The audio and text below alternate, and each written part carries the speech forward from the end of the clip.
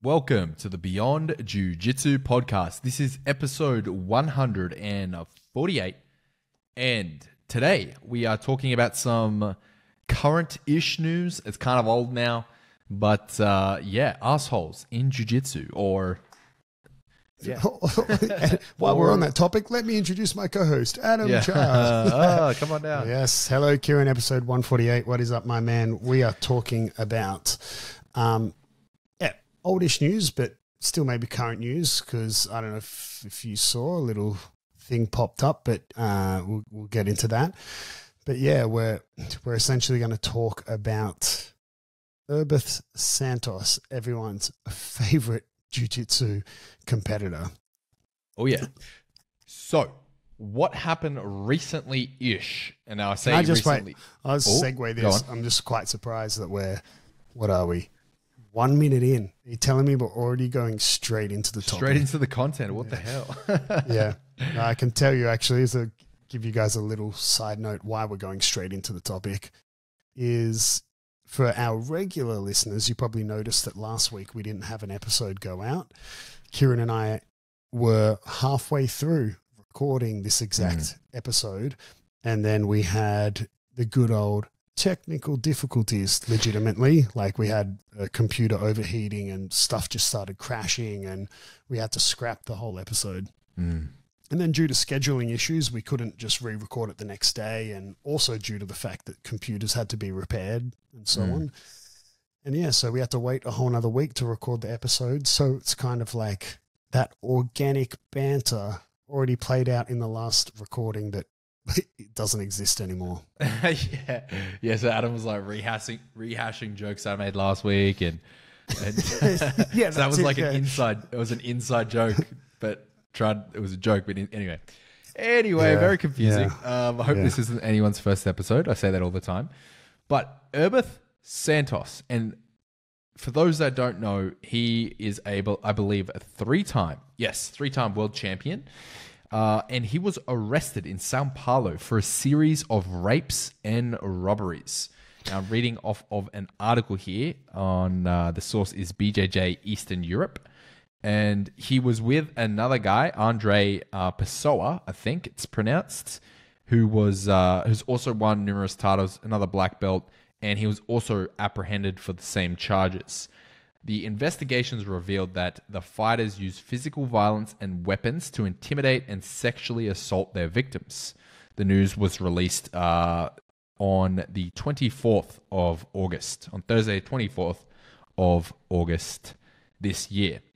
Now, there have been some developments since then, and we're going to get into it, but use this sort of as a launching pad to talk about a greater issue. The developments have been that Erbeth Santos breaks his silence 4 days later on the 28th, August 28th, 2023, and he posted onto social media essentially saying, "Don't believe the lies." That was his statement. Or don't believe it. He said, "Don't believe it." Yeah, more specifically, he said, "Don't believe them." Don't believe them. Okay. Is the more correct translation, but don't believe them. I'll just give a little, just my Portuguese isn't 100% fluent, but I believe the way that the verb is conjugated. I believe he's saying, "But don't believe them," but yeah, or "Don't believe it." So he doesn't say "Don't believe the lies" or anything, and it was just a story post. Now, I've only seen a screenshot of that because Erbeth's Instagram account is private. And right. I don't know if that is a recent thing, but I never followed him on Instagram to begin with. So yeah. But I don't know, like, for anyone who doesn't know who Erbeth Santos is, he's obviously an incredibly talented jiu-jitsu fighter and competitor. The dude has won multiple titles. However, he is definitely not the most graceful competitor, but he's maybe labeled as the bad boy, if you will, but not in a good way. Not in like the kind of like, oh, he's the bad boy, everyone's scared of him. People are typically scared of him because he's terrifying. He's very intimidating. He's incredibly physical.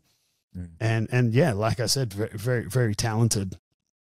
But yeah, if you don't know who he is, he's got a whole list of bad competitions that he's appeared at or accusations. I wouldn't even call them accusations. Like a lot of them are just flat out true because they're on video of him doing them.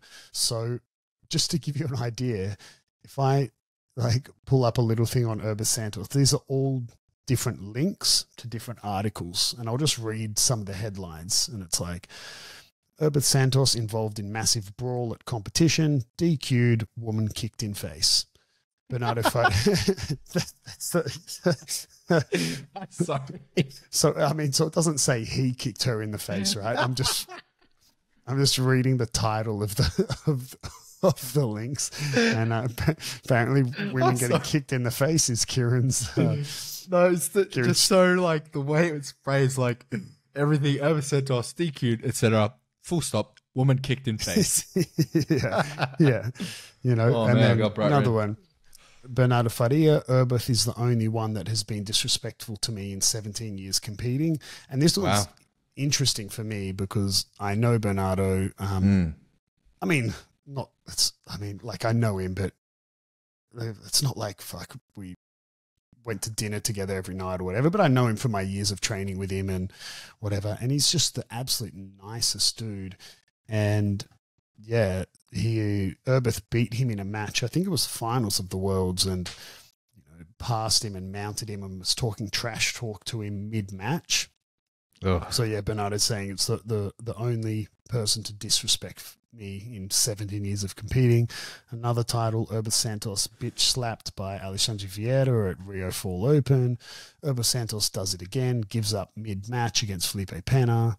Yeah. Erberth Santos embarrassing P-gate, fakes injury and taps out. Erberth Santos backs out of Mikey Musameshi challenge 24 hours after accepting. So he's just got a whole slew of bad behavior. And I'm not sure if one of these links is specifically referencing one of his more well-known incidents, which was where he was, I believe from memory, he was actually fighting Felipe Pena, and it was on like one of those stages, and the people in the crowd were talking to him, arguing, blah, blah, blah, and he ended up like launching into the crowd, like running across the stage and launching into the crowd to like fight people, so he's yeah, I mean, again, bad boy, but not in the good connotations of it. And one that I'm watching now was where you get insights of his, I guess, temperament and behavior, because he was fighting this match at the CBJJE Mundials World Championships. And coming from Brazil, I don't come from Brazil, but coming from doing most of my training in Brazil, this is like a World Championships that is held just inside Brazil. And it's funny, Fabio, at my time there, we kind of weren't allowed to go fight these World Championships because they weren't the real World Championships. And he used to get, so I'm actually not even sure, I haven't done the research to know if Erberth Santos' 3 world titles are IBJJF world titles or not. But we actually weren't allowed to go compete at these because they weren't credible, and you would have people come in and say they were an 8-time world champion because they had won this particular competition multiple times. But it was like, no man, you're not a fucking world champion. Anyway, so there's video of him against this guy much smaller than him. It's obviously in the absolute. And the guy takes him down, I believe, and then Erbeth sweeps him. And you see, like, he sweeps him, and then when he gets on top, he does that kind of real sort of, frustrated. If you maybe get a little frustrated in a roll, you might apply, let's say, for example, you might apply a crossface harder than it needs to be applied to achieve the desired result. There's just a little bit of emotion that spills out, and you kind of do something with a little bit more, like, turns into a little bit of a strike. Yeah, but it wasn't even like that. It was that little, like, he, and then he swept the dude back, and then was just like pretty much like blatantly being like, fuck you, like dropping elbows on the dude. Damn. You know, like if you can imagine how you might sometimes put a thumb in the collar and put your forearm on someone's face to turn their head a certain way. It was like that, but with like, I mean, it was a strike, you know, and then it kind of ended up turning into a bit of a brawl. Nice. So he's not the most loved competitor, and now he's been arrested on charges of, you know, I've read some articles that say rape and some that just say sexual assault. Obviously, both are horrific. But yeah, so I don't want to necessarily say which it was because I don't know. But yeah, robbery and whatnot. And there was some video evidence of it happening too. But then for now, him to do an Instagram post saying, "Don't believe them." I don't know, man. Like, I kind of believe him, bro. I mean, kind of believe him. I mean, innocent until proven guilty, of course. Give him the benefit of the doubt. But, like, come on. We're all friends here. We're all, you know, this isn't public. We're all friends. Let's be realistic, boys. So, I mean, I look at this and I don't know, man, like, it's sad because I'm not whatsoever, like, let me just clarify, I'm not at all justifying whatsoever any of this dude's behavior. Like, the dude is absolute trash. But it's also, I don't know, like, it is sad because you see for a lot of people, jiu-jitsu, cliche, air quotes again, saves their life. And this guy achieved great things in jiu-jitsu, but obviously there was a lot of other mental health issues going on, you know, that steered him down this path. And I have zero insight into what his childhood was like. I mean, I'm very aware that you can grow up in quite horrific conditions in Brazil. You know, so, you know, and it's just sad, right? Like, a lot of people become, you know, let's use a broader, vague term. A lot of people become criminals because of, you know, parents who don't love them, or because of, you know, their parents like assaulted them when they were kids or whatever it was, and that issues that then snowball into becoming not functioning adults in society. And jiu-jitsu does save a lot of people, and I think that cliche has been said so many times, jiu-jitsu saved my life. I actually have a student who has said that to me, and I quite legitimately believe him, because every other weekend he's covered in tattoos. That means people in tattoos live bad lives, but he's covered in tattoos and from a rougher part of Sydney. And every other weekend he's going to meet his mate who's getting out of jail or whatever. And, you know, or there'll be some thing on the news of a big drug bust, and he's like, "Oh, that's my mate, you know, that just got busted," or whatever. Like, so he's connected to a lot of his, you know, his life could have gone a very different direction. And he said to me multiple times that, like, you know, he's someone that didn't make jiu-jitsu his career. It's just his hobby. It's a purple belt. But he said multiple times that, you know, for him, he feels like jiu-jitsu saved his life, in the sense that if he didn't do it, it would have been more likely that he went down that path, opposed to the path he has now, where he's married and 2 kids, and, you know, he's still friends with these people, but like appears to have quite a clear separation. You know, I'm not privy to all the ins and outs of his you know, home life, but you know, so jiu-jitsu does a lot of great things for people, can legitimately save some people's lives. And then to see someone who is absurdly talented at the sport, yeah, like, this is, I mean, for me, his last straw happened years ago. I had no patience for the guy. Like, once he started fighting people mid-match and giving up mid-match, but this is definitely not a pleasant report to see. Yeah. And I think it just brings the whole community down a little bit. I mean, we're not represented by Erbeth Santos by any stretch of the imagination, but in a sense, you know, we kind of are. Not only is he a black belt, but he is a very high-profile, accomplished black belt, which brings me to the question that I sort of wanted to linger on. And I know your take on this, but I mean, I'm going to ask it anyway. What do you think about the whole notion that because we are a martial art, right? At the end of the day, with steeped in tradition and we have lineage and everything like that and blah, blah, blah.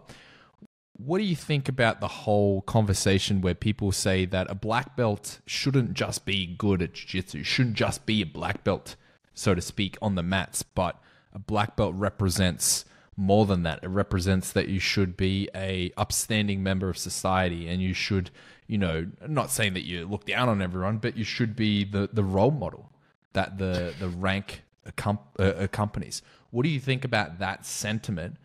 And is that old thinking? Is that, you know, does that not have a place in modern jiu-jitsu, as it were? Yeah, it's an interesting question, eh? Like, I reckon my answer today is different to what it would have been 5 years ago. My answer today is probably different to what it will be in 5 years. You know, on the one hand, you know, there's definitely part of me that if I look at competitive jiu-jitsu and particularly jiu-jitsu competitions that aren't separated by belt division, just only separated by weight, like ADCC or whatever, definitely there is a part of me that just goes, well, like, you know, if you're good enough, you can just go. Like, as long as you understand the rules of the sport and whatever, like you can just go. There's no... like, what does the belt matter? What if you're a white belt, like if you're like Chuck Bo Nickel in ADCC, and I'm sure he still does incredibly well, you know, like even though the dude would be a white belt in jiu-jitsu. So there's definitely part of me that buys into that, but there's also a massive part of me that appreciates the difficulty in the amount of knowledge that needs to be acquired in the progression of jiu-jitsu, and I don't think anyone can master jiu-jitsu, so to speak, right? Like, I mean, yeah, we all look at Gordon Ryan today, but let's fast forward 20, 30, 40 years. It's going to be someone that makes Gordon Ryan look shit. That's just how it, I mean, okay, maybe not. Like, there's always these massive figures in certain sports, but even today there's people who argue over whether Kobe or LeBron or Jordan, like who's the greatest player of all time. But yeah, like I definitely have a big appreciation for all the other things that the sport and the activity can offer outside of just who is the better competitor. Because they typically split jiu-jitsu into two categories, really. I kind of go, well, there's self-defense jiu-jitsu and sport jiu-jitsu. But, you know, there's really more. There's the whole section of people who do, because I think, in my opinion, I think self-defense jiu-jitsu is incredibly limited. Like, it's not what most people fall in love with. Most people fall in love with, even if they're not training jiu-jitsu and competing in jiu-jitsu to go be a competitor, most people train and who get into it are more interested in the sport side of it. The self-defense side is very limited, and whenever I teach self-defense, I always explain that self-defense of any martial art is really only designed to work against someone who doesn't know how to fight or who doesn't know the particular martial art you're doing. So I kind of more put jiu-jitsu in combat sport category than even a martial art. You know what I mean? Like, yeah, I get you. But yeah, there's the whole. So let's then take that sort of middle ground-ish people who are training the sport and participating in the sport, and they're not necessarily just doing it to go compete and win ADCC, and they don't care about belts and whatever. But the martial arts side of it definitely still provides this, at least some form of structure to your progression. Because if you put it this way, if like where like it's very difficult to set goals in boxing if you don't compete in boxing. Like for me, I would get very bored. Like I want goals that I can work towards. And if it's not achieving a certain rank in the league that I'm fighting in or whatever, like I'm just training boxing with no, and jiu-jitsu offers that not only in some, and they're not just some hearsay belts, like there's technical knowledge that comes with it. And then we start adding in like the posture and how you carry yourself with it. And so there's still a big chunk of me that believes all that sentiment. And because most people who train have some sort of connection to it that way, wearing the black belt then does mean something more, because I don't know, man, like imagine, let me try think of an example, like there's just more expected of you, and you're expected to know certain things and behave in a certain way. Like, I don't know, like fuck, if you're in the military and, like you expect a sergeant and a colonel to behave accordingly, right? Like there's certain things come with that rank. And so I still definitely believe that a lot, but I also do have a part of me that does just kind of look at the elite competitor side and go, well, what does the belt matter, bro? Like if you're a white belt, but you can beat Gordon Ryan within the rule set of the sport, like who gives a shit? Like, hey man, if you've only been playing tennis for 6 months, but you can beat, Rafael Nadal, like what's it matter, bro? Like go to Wimbledon and win, so definitely in terms of the elite sport, there's part of me that's like that, but I think there's so much more to it than just the elite grapplers. So I don't know. I know that was a very sort of rambly way, but like I said, I think my answer today is different to what it would have been 5 years ago. And I think if you ask me again in 5 years, it might be different again. But let me ask another way then. Let me just drill down a little bit and say, if you were looking to award a black belt to a student, but they are a piece of shit and they were arrested for robbery and sexual assault, would you still award them a black belt? Never. No. Like, but maybe that's for a different reason. And maybe that's because some part of them then represents me, right? Because I've given them a little part of me. A little part of me lives forever. I live inside of you forever. Because like I'm the one awarding it to them. Maybe not, like, maybe they never tell anyone that they got the black belt from me. So what's it matter? But yeah, I wouldn't tell anyone. Yeah, no, don't tell him about it. I got my black belt from that dude. He got his on eBay. I got mine on Amazon. We're taking over the world.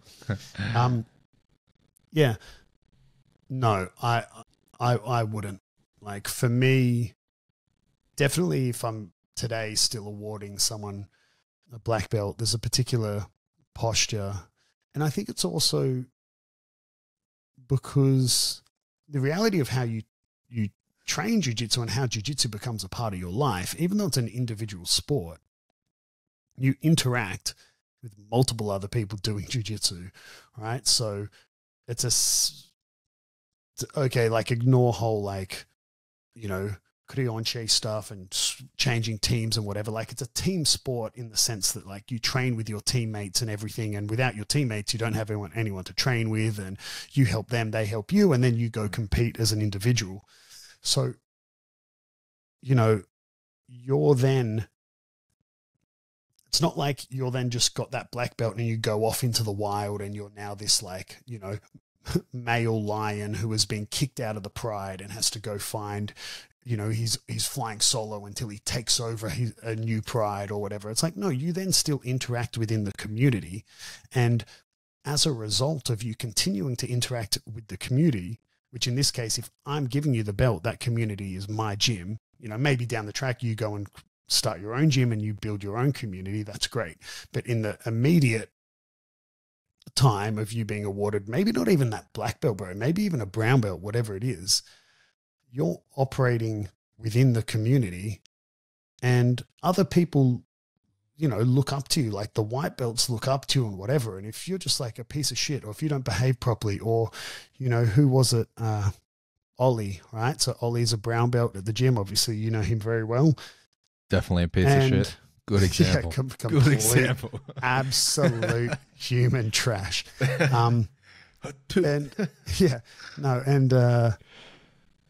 actually it wasn't. Maybe I might be accidentally throwing Ollie under the bus. It was a brown belt. Anyway, they had a habit of always being late. No, it was Ollie actually. Sorry, now it was Ollie. And Ollie. And at one point I'm very relaxed with how things operate in the gym.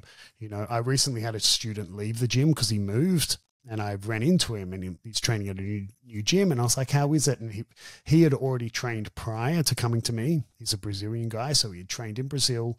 Then he came, trained with me. He's moved again. He's at another gym. I said, how's it going? And he was like, oh man, he's like, it's so Brazilian in the sense that it's like all those unspoken rules that I don't enforce in the gym. He's like, you can't ask higher belts to roll. He's like, I'm not allowed to get a drink of water unless, I ask the coach if I can get a drink of water, and he's got to say yes, and all these things. And, I've got to bow to a photo on the wall. And if I don't, I have to do burpees and all this. So he's at a Gracie Baja. Got it. He's got not, it. You should have just Gracie might have done it. He's at a Gracie gym. Got it. But this Ollie was, late, and I'm pretty chill with all that stuff, and especially when it's just like one off or something. I'm like, man, I don't care. Like, you got held up at work, who gives a shit? But at one time, I just had enough. I had enough of it, and I was like, bro, at the end of the day, I don't really care if you're late. I'm stoked for you to come turn up and train. I said, but man, like, the problem is, like, your brown belt who's late, who's, still, not only were you late, but now you're taking fucking 20 minutes to get changed while you're still listening to music in your ears. I said, so all the white belts and blue belts are looking at this brown belt and going like, so I didn't have to be here at this time. Like, you've got to, people look to you, right? You're wearing a certain belt and they look up at you and go, oh, so that's how you do it. So with the belt, yeah, I mean, if you want to operate in the community, like, you have to behave a certain way. I don't mean behave as in you're getting treated like children. No, I know what you mean. But you know what I mean? Like standards, the standards. You have to uphold the standards of the gym, whatever they may be. This also goes to training. Like, when I and you would have heard me say this before, when I put students through an incredibly hard session, right, that might be physically hard or mentally hard or whatever. Emotionally hard. Emotionally hard, right? Yeah. And I say, guys, I know this is hard, but I would never subject you to something that I either am not personally capable of doing or that I haven't been capable / done in the past, right? Of course, like, as I get older, I can't, be 55 and be like, I'm still crushing the workout I did when I was 20. Of course not, right? But, like, I'm like, guys, I never make you, it's just me kind of saying like, yeah, it's hard, but I'm not just like slumping on physical abuse for the sake of it, right? And so, yeah, it even goes to the training. And yeah, so long story short, yes, like, I guess a lot comes with the belt still, in my opinion. But I don't know, come back at me in 5 years and you'll get maybe another boring 10-minute rant that doesn't make any sense. But bro, I'm coming at you in slightly different. Wait a minute. Never mind, I'm not doing that. Yeah, so I tend to agree with you on that, even though I've never awarded a belt. Unless it's a white. We'll get that. Yeah. Wait, yeah. You're like, no, wait, hang on. There was that guy that came in and I sold him a gi and you said to give him a belt with a gi. So I guess I have done that. I have done that. I have sold a gi for you. A couple. You've awarded multiple white belts, my friend. I've awarded a belt. You're welcome, everybody. You're welcome. But yeah, I mean, I think if/when I get to the stage of, promoting, I definitely maybe higher belt, you would consider a little bit more. But by that stage, you're assuming that you know the person. I'm not saying that every brown belt you've awarded has been from white to brown. Have you awarded any white to brown yet? What's the highest? White to purple? The highest belt that I've awarded that was someone who had never trained jiu-jitsu prior to meeting me is purple. Purple, yeah. And I gave purple to a guy who had never trained at all, and purple to a guy who was like came to me as a one stripe white belt, which is Jonas. Right. So Dan is the first purple from white to purple. From 0, yeah. Yep. Okay. And I don't know. Obviously one day I've awarded a black belt, I've awarded brown belts, but Dan is the only from 0 to purple that I've awarded. I'm definitely beating Dan to brown belt. It's no. Yeah, I know, man. I was thinking about this recently. Actually, I was thinking about it. Yeah, so I'm 100% beating Dan. Yep. Oh man, that's funny. Well, yeah. Well, Dan as a human is pretty trash. So yeah, he's like the chewing gum on the bottom of your shoe. So yeah, you're not wrong. Just scrape him off the mats. But yeah. So I think it also. There's all the other factors with it. It gives people tangible goals to work towards. It helps instructors as well track progress of students. Because it is hard when you get multiple students, when you add additional instructors to your gym, so you're not teaching 100% of the classes. So you have students training who you don't see every single day or every week or whatever. So it gives you that helps you regulate the masses, if you will.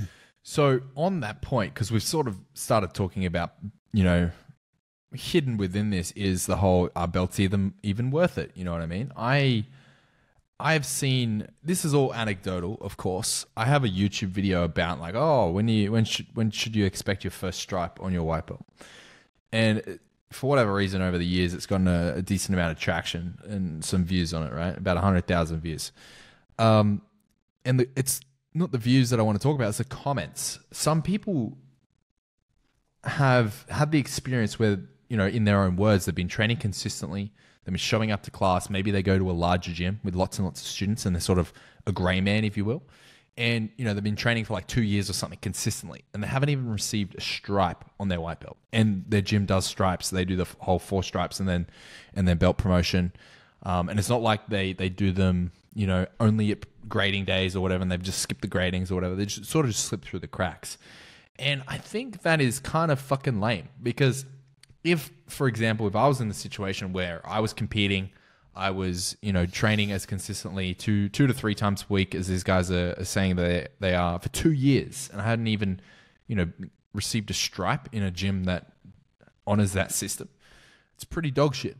So, I like the system in terms of, you're right, it's a good way of for a coach's perspective to track their students, to recognize their students and award progression. But for some people, it can be a massive fuck you when their coach is a piece of shit and is lazy. Yeah, well, that's the fault of the coach or the administration of the gym. Yeah. I know it's funny though, because you've made me think off a slightly different tangent. I was speaking to a friend who runs a gym as well. This is ages ago, and we were talking about stripes. And somehow in the conversation, he said something along the lines of, oh yeah, like I always give that first stripe super premature to to seal the deal of that new member, but then after that, like they'll fold into the, like let's say for a trivial number, I give a stripe every 3 months. It's like, that first stripe I'll give after 1 month. But then they'll fall into the every 3 months or whatever to help sort of like really buy them in. And it's funny. It just started me thinking about how it can be quite difficult to stick to your standards And I think in anything, when you're then forced into making changes and decisions because you are still operating a business, right? And you can see how like things morph into becoming essentially incorrect or wrong or whatever you want to call it.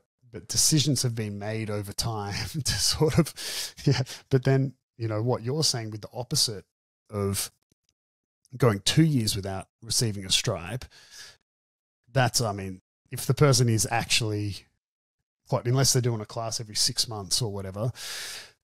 But then that brings me to a point we've spoken about before, which is, and I'm going to defend gyms to some degree, or like Gracie Barra and so on at the moment, who award stripes based on attendance. And people who, I say, listen, people, don't get upset about this, okay? People who kick up a stink about stripes being awarded based on attendance, either A, are referring to a gym who is doing it incorrectly, or B, don't know what the fuck they're talking about, okay?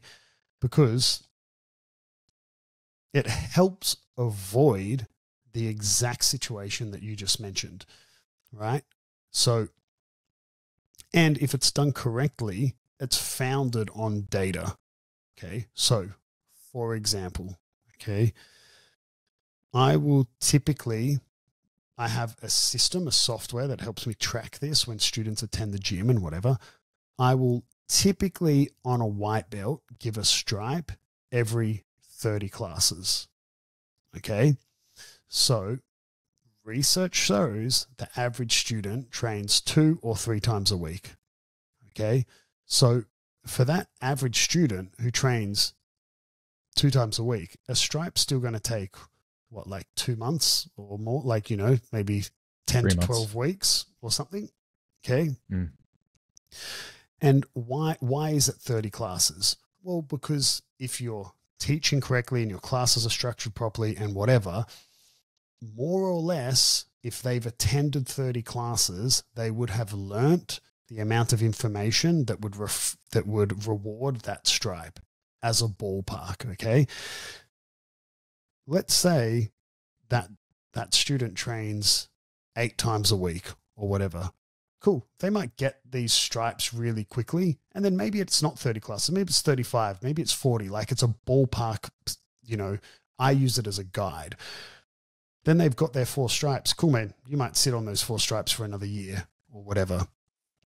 Or if it's a blue belt longer or a purple belt longer, okay, it doesn't mean you're then, because at the end of the day, Kieren, when you go to compete and they ask your belt, do they ask how many stripes you've got because they separate you by belt and stripe? No, the stripes don't matter. Like, I mean, they matter, but they don't matter, right? So stripes help an instructor and a gym not have students fall through the crack, okay? It also helps you go, I've had students be like, man, I haven't got a stripe in ages. Then I look at their attendance and I go, tell me how many classes you think you've done in the last 6 months. And I'll be like, 7, bro.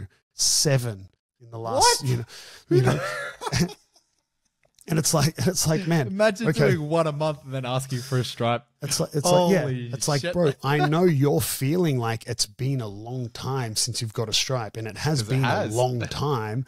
But I'm like, in the last 5-6 months, you've done what an active participant does in a week. You know, like, so what the fuck do you want from me, bro?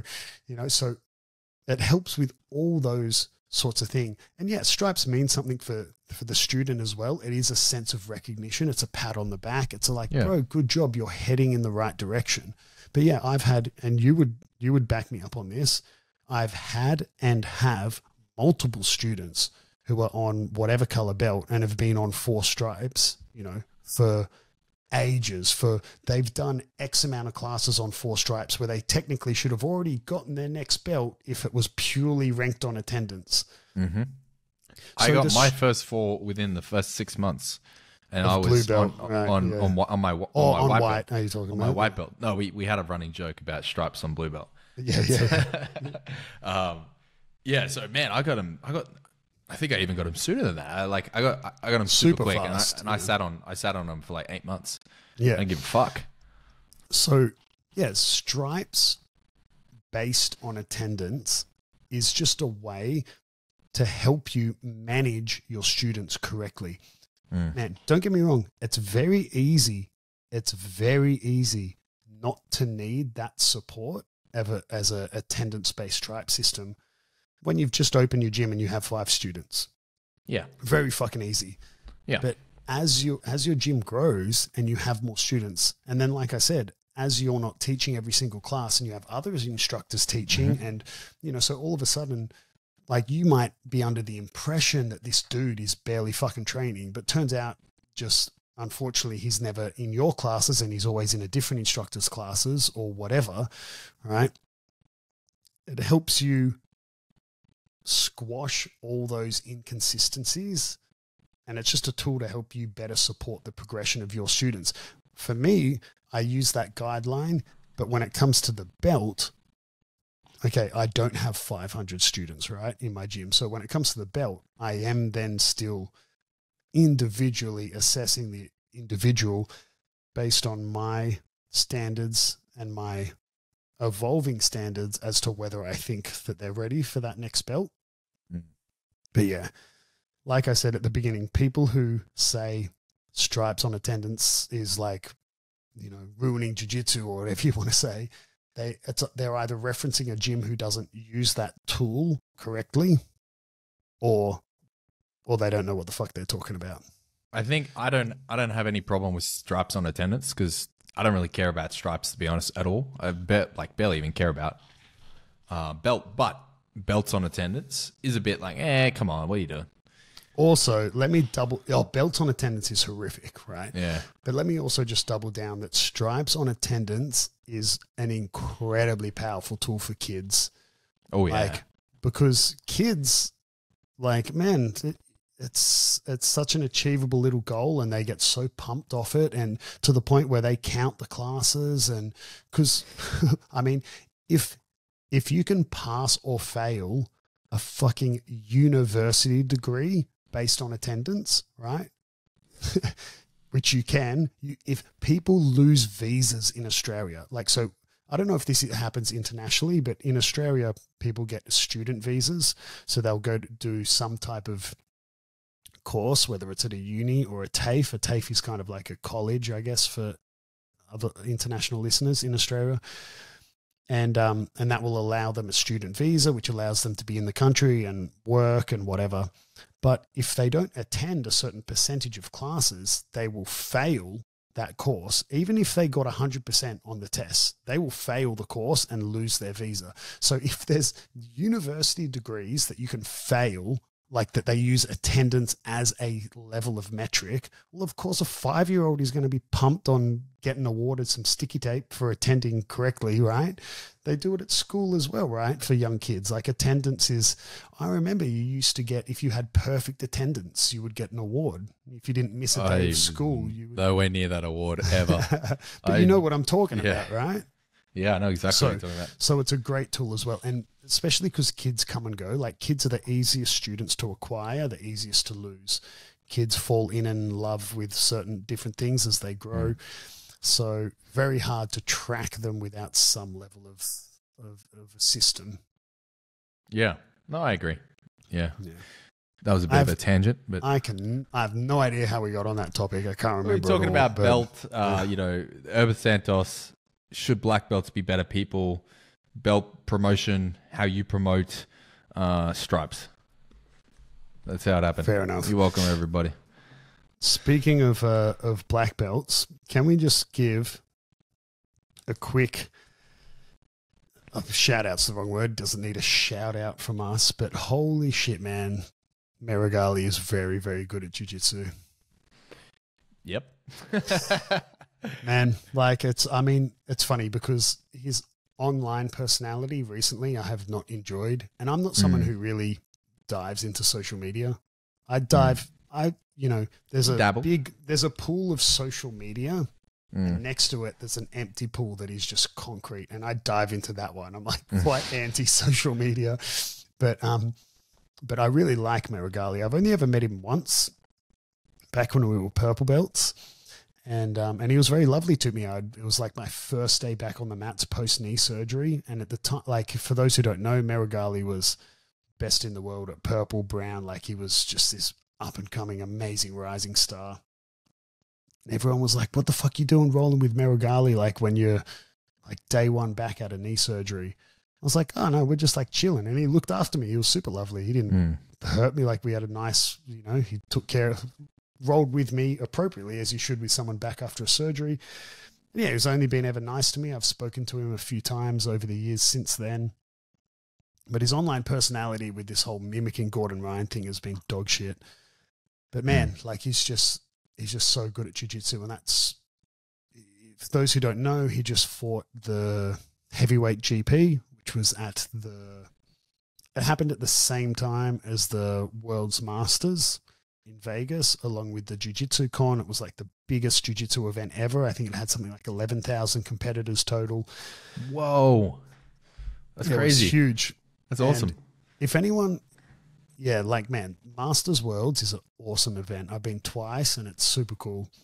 But yeah, he hit this sick sweep on Victor Hugo that is one of his favorite sweeps. It's like a lasso de la Hiva sweep.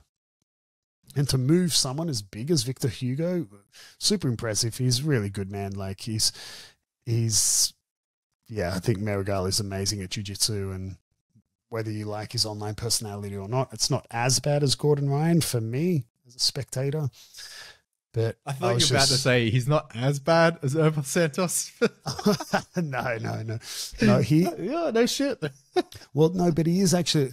I spoke to a friend of mine who knows Meregali really well. From they used to train and essentially live together at the gym back in Brazil.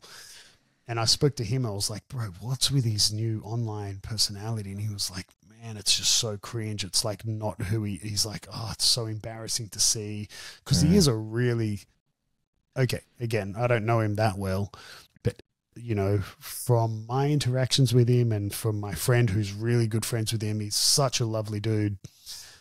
But yeah, it's just impressive to see his jiu-jitsu. Like, I still quite enjoy gi jiu-jitsu. I'm not 100% only about the no-gi.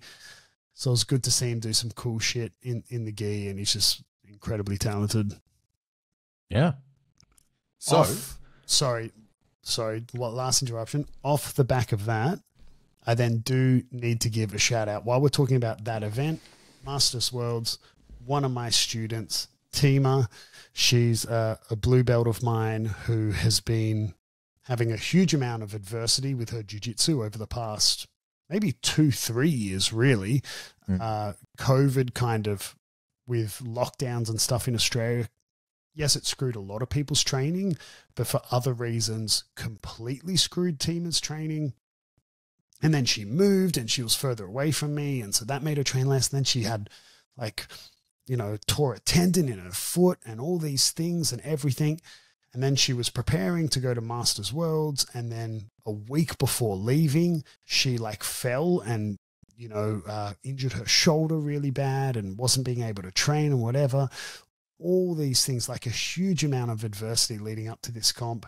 Tima went to Masters Worlds and she won, got gold. So awesome. I was so happy. I didn't see the fights. They were on at 2:30 in the morning in Australia. And I unfortunately didn't wake up to watch them, but I woke up to just a message from her that was like, "World champion, motherfucker," and then all the photos of her on the podium and stuff. That's awesome. I'm just so proud of her, so happy for her. Yeah. It was, just going and competing was one of her goals. Yeah. And for her to win at such an awesome event, like the Masters Worlds is such a cool event, regardless of what belt you're competing at. It is so good. I'm so incredibly happy for her and look forward to celebrating with her in person when she gets back. So I, of course, Congratulations, had to give Tima a big shout out. Hell yeah. Masters World, baby. Back to what I interrupted you with. No, I was just going to move on to our something interesting / today I learnt. All right, let's go. Something. Well, mine's old now. Mine's super old, so I didn't bother updating it. I prepared it for last week's, the recording that failed. But I wanted to talk about something, and man, this could be a full episode, but it's super interesting. Now, hopefully my memory still serves. Anyway, so I was on Reddit, RBJJ. Not recommended, by the way. It's RBJJ. Tends to be like everything on Reddit or subreddits is a little bit negative. But anyway, I digress. I was scanning through RBJJ and I found a thread that was talking about gyms and like how much money a gym makes. And the OP or the original poster, they were basically talking about something along the lines of, you know, how much money do gyms really make? They always hear about, you know, there to be no money in jiu-jitsu competing, but the gym owners are rolling in it. Like they're making heaps of cash, you know, basically saying that opening a gym and owning a gym is like an easy way to make heaps of money. And it was geared toward that. And then, you know, he jumped in the comments. Some people were commenting because it was kind of like a query, like, oh, how much money do you make as a gym owner, sort of thing. People were jumping in the comments, and then his basic response was, oh, I have heaps of mates that own gyms, and they're making multiple six figures. You know, they're rolling in it. They're doing really, really well money wise, and it seems pretty easy.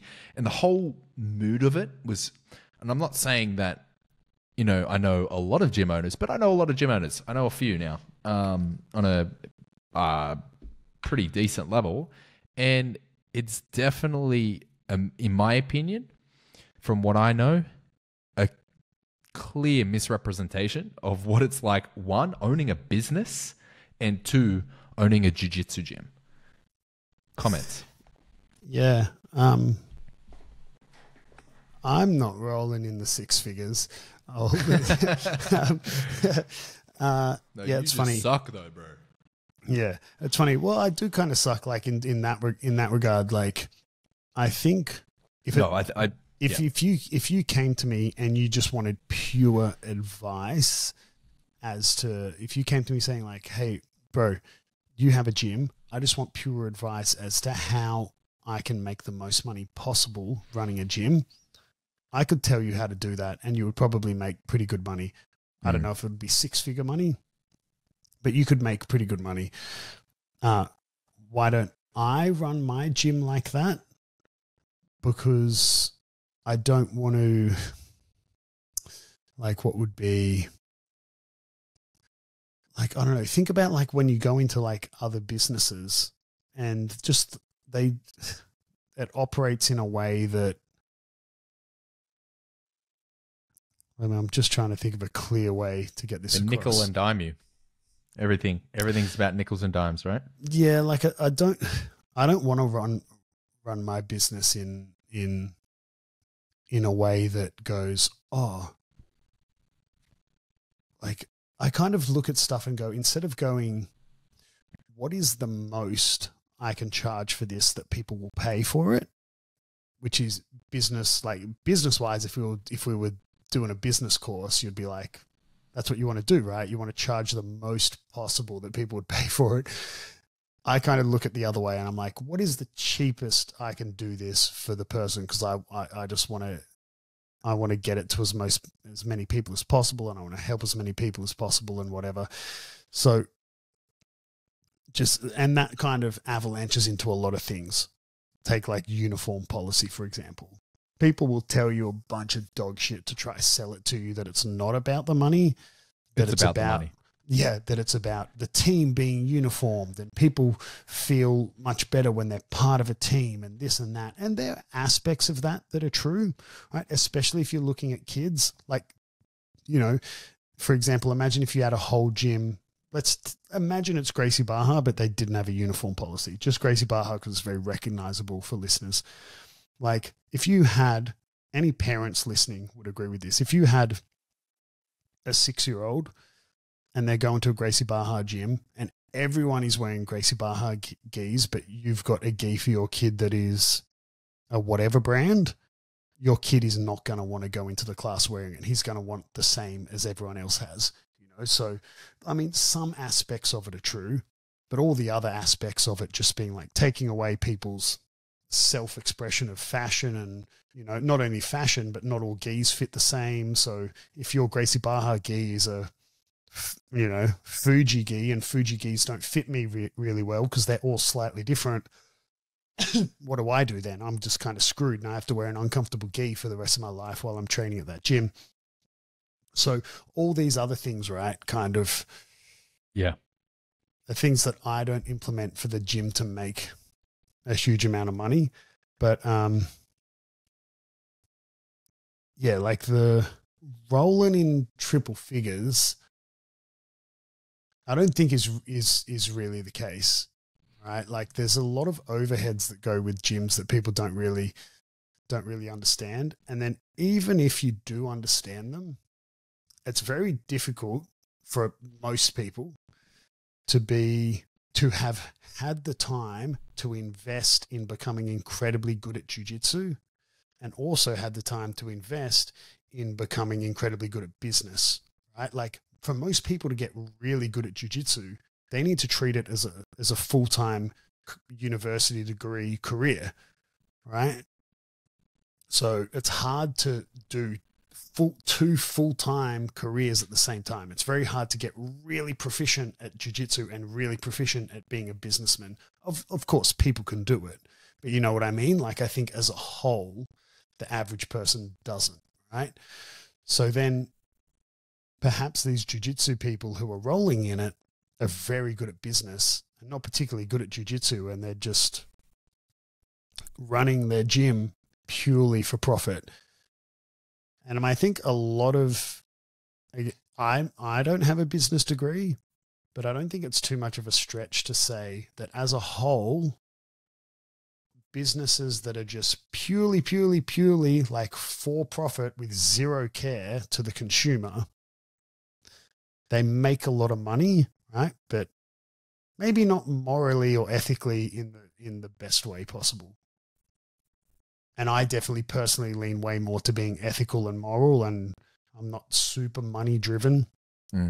So yeah, maybe people are rolling in it, but if you just own one gym and you're telling me you're on 300K a year, I'm kind of going like, yeah, but are you like, okay, maybe you are, but fuck, are you making people like when they sign up, they've got to buy 8 gis and then their contract is like the cancellation fee of the contract is $1,200 and what like where's that money coming from? Yeah, you could also get gyms that are like in a very built, populated, interested area in jiu-jitsu, but you just so happen to be the only gym. And there are gyms like that exist. They're the only gym in the area. Supply and demand. There's a huge demand and a limited supply, and they got in first or whatever. Or they had the biggest gym, they had the best reputation, and they get really, no, I don't want to say lucky because I don't believe in luck in business. I believe, there is an element of luck in everything, but I believe particularly in something like business, it evens out in the long run. So luck is minimal. And I think, I do think that some people are in the right place at the right time and take advantage of that really, really well. And I agree with you that I find it very uncomfortable operating with any business, particularly something as personal as a jiu-jitsu gym, where it's very clear that everything's about money. Everything's about money in terms of the uniform policy is a great example. Cancellation fees that are unwavering is a good example. Different pricing structures can be skewed in the favor of the business owner and negatively impact the students. So there are a lot of examples we can throw out that make it an uncomfortable environment, but you can still run a profitable business while still providing a really amazing service that isn't like nickeling diming everyone and taking advantage. So there's a fine line between running a profitable business and just trying to fucking take as much money as you can from people. I run a profitable business, when not everyone would know this, not because it's a secret, but just because it's it's not something that comes up in conversation. But the day that I can't remember the exact date we opened the gym. I always have to recheck my Instagram stories to remember, not stories, but posts. I think it was like the 20th of July, 2018. 2019 maybe. Anyway, it was a 2019. Yeah, so it was a Monday. On the Sunday, we and this is so the day before we did a soft opening because we had a delay with the mats being delivered and everything, but we did a soft opening. And, you know, so me and my wife had saved up all this money and invested it to open the gym because the fit out's relatively expensive. Okay, maybe not as expensive as a commercial kitchen, but for us, and, you know, it was all our savings, right? To fit out the gym and get ready to open. And yeah, so we were opening on the Monday, and on the Sunday we found out that we were pregnant. So it was kind of like, oh fuck, like this has to work now. Because I didn't finish uni and have some, you know, I wasn't like I was a lawyer who decided to open a gym. Like I treated jiu-jitsu like university. So I was like, well, if this doesn't work out, I go back to cleaning swimming pools or, you know, whatever, doing whatever other job. And yeah, so I run a profitable business not only because I've had to, because I also know what I'm doing. But yeah, I definitely don't at all. Really, do I not? I do the opposite of trying to gouge my students and my members and my customers.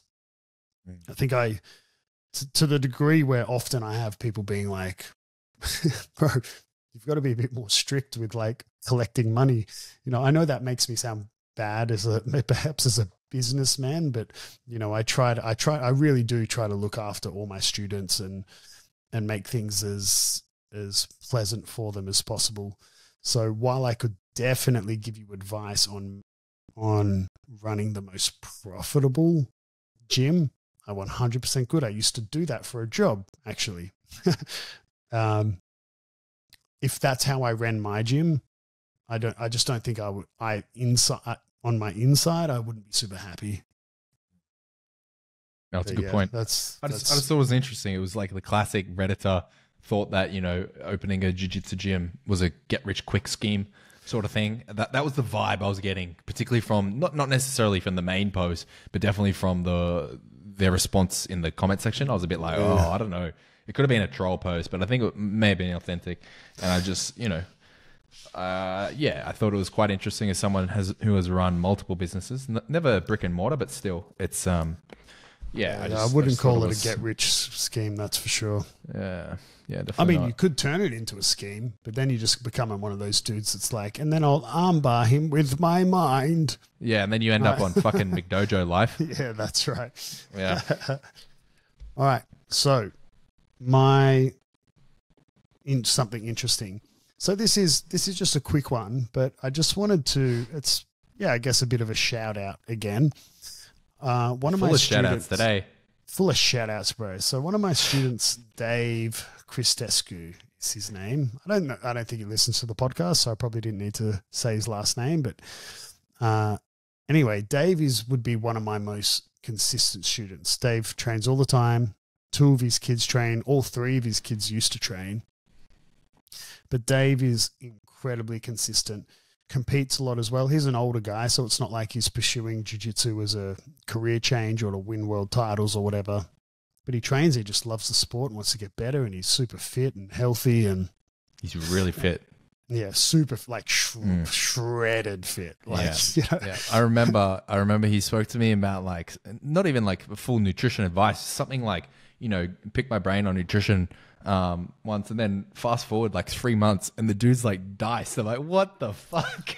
Dude, he told me he went on a trip with his friends and they were all like, you're not allowed to take your shirt off anymore. So went on a trip with all his like dad friends, right? That have all got your typical dad bods, and he's ripped. Dude, he's ripped. Shout out to Dave. Anyway, so where our gym is located doesn't particularly breed a huge amount of incredibly hungry competitors. So it can sometimes be difficult to muster up people to go to the competitions. So Dave went to this competition recently. I wasn't there, but Dave and a few other people went. And Dave competes pretty regularly. You know, sometimes wins, sometimes loses, but it goes and, you know, just has a crack and whatever. And he told me afterwards he was super nervous. He lost his matches, but he was like, he was doing gi and no gi. And he said he was super nervous going into it. And I was like, why, man? Like, you've done this heaps. Like, you've never told me you were nervous before. And he's like, I don't know, just because it'd been a while since I competed. And I was like so nervous. I was going in being like, I'm just going to do this one. And then I'm actually done competing. Right. And then he said he had his first match. And then after his first match, he was then instantly like cured of the nervousness. And even though he lost, he was just like pumped, and then like went and did no-gi. Unfortunately lost that too. And he came out of it. He was like, man, it was so good. Like, I'm so pumped. And he had already, I think on the day of the competition, he already signed up for the next one, which most people, most people procrastinate and they wait to check who else is in their bracket, whatever, and then, sign up last minute or whatever. And he came out just being like, man, I'm so pumped for the next one. I was never going to compete again. I was so nervous, but like, essentially he was just visibly frothing on it. And it was just really cool to see someone who lost a competition and came out of it elated and just so excited to do the next one. And man, I just thought it was awesome. I can relate so much. It just made me really happy to see him talk about it that way. And, I feel you, Dave. And then I get the same way. Yeah. And then also just him being like, not that I have like favorite students, but he's just like one of my favorite in the sense that he's just like such a nice guy and is really don't have favorite students. Don't have favorite students. The fuck sort of bullshit is that, bro? You're not kidding anyone. Don't have favorite students. No, but he's like one of my love all your children equally, eh? Yeah, that's right. Yeah. No, but Dave is one of my favorites. He's just such a nice dude, and he's so consistent. And the fridge broke at the gym. Oh, the fridge broke, Kieren. You wouldn't know this. The fridge broke. I think you mentioned that a little while ago. Yeah, so I threw it out. I didn't want to fix it. It was too expensive to fix. People weren't paying for their drinks anyway. I was losing people money. Were stealing drinks, or like, I'll tap it later, and just never did. Yeah, back to what we were talking about. I don't have students who intentionally steal drinks, but there was a fridge with a sort of self-pay system, but people would get Gatorades and whatever in the middle of class and then just forget to pay. Yep. Which is not that big of a deal, but when all of a sudden, like, profit margins are pretty thin with Gatorades, bro. Yeah, that's right. Yeah. When 20 of your 30 Gatorades are unpaid, it starts becoming a problem. Anyway, so the fridge broke and I'm not replacing it. Yeah, Dave rocks up to class and he messages me before class. He's like, you want a Red Bull? Because he knows me and him both drink Red Bull. And then he'll like, I'll be like, hell yeah, I do. And he'll bring me a Red Bull. And anyway, he's essentially 6 p.m. He's essentially buying this purple belt, is what I'm trying to say. So you're putting out the hint that keep it up, Dave. And shit. So I just wanted to mention that, like, it was. I was so happy to see, not only the way he talked about it and how happy and excited he was for the next comp, but also just that, came off a loss and he's chomping at the bit to go again. Yeah, just loves punishment. Well, if he's after a couple losses, mate, Dave, just let me know. I'll roll with you anytime. Give it the experience. I won't even charge you for it. Oh, shit. Of a piece of shit. Yeah. Anyway. But yeah, that was my something interesting. Shout out to Dave. Like you said, full of shout outs today. Full of shout outs, mate. Shout out to Meregali and shout out to Dave. Yeah. And shout out to Erberth Santos. Hopefully we get to the end or the bottom of what's going on there. I'll be watching that to see if he gets a conviction or if he's acquitted. And if he does get acquitted, we'll have to come out and apologize. So we'll wait and see. I'm sure we won't have to, but anyway. Team Erbeth. All right, guys. Well, thank you so much to listening. Sorry if you made it this far. Sorry for the lack of episode last week. But yes, thank you for tuning in. Obviously, next episode is 109, but straight after that, 150, back into our Q&A, Ask a Black Belt. We have got questions, but always submit more questions. Yeah, we need a couple more. Yeah, so we've got room for a couple more. And then if we overflow with questions, we'll bank them for the next one. So please go to our link tree and our Instagram at Beyond Jiu-Jitsu _podcast. Follow all that, yada, yada, yada. Submit an audio question. We'll play it on the podcast and answer your question.